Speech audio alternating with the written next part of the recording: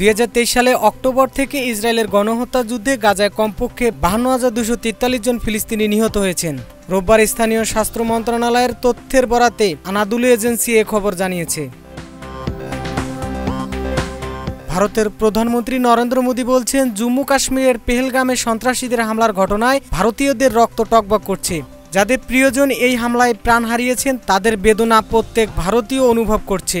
রোববার মন কি বাত রেডিও প্রোগ্রামে জাতির উদ্দেশ্যে দেওয়া ভাষণে এ কথা বলেন তিনি। ফিলিপিনো ঐতিহ্য উদযাপনের উৎসবে গাড়ির ধাক্কায় কমপক্ষে 9 জন নিহত হয়েছেন।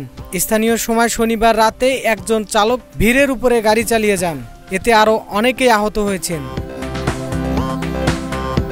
ফ্রান্সের দক্ষিণে গার্ড অঞ্চলে লাগেন্ট কম্প গ্রামে শুক্রবার মসজিদে হামলা চালিয়ে নামাজরত এক ব্যক্তিকে হত্যা করা হয়েছে।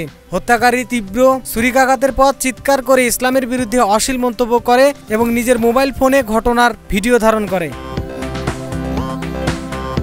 পাকিস্তানের সঙ্গে চলমান কূটনৈতিক উত্তেজনার মধ্যে অ্যান্টিশিপ ক্ষেপণাস্ত্রের সফল পরীক্ষা চালিয়েছে ভারতীয় নৌবাহিনী। ভারতীয় নৌবাহিনী বলছে, এ সফলতা দেশের সমুদ্র নিরাপত্তা ও যুদ্ধ প্রস্তুতির ক্ষেত্রে এক গুরুত্বপূর্ণ মাইলফলক।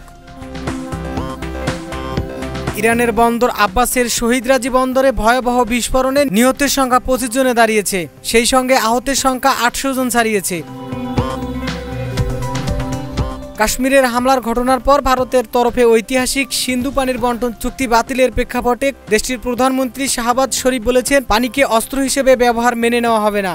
পাকিস্তান যে কোনো মূল্যে নিজের পানির অধিকার রক্ষা করবে।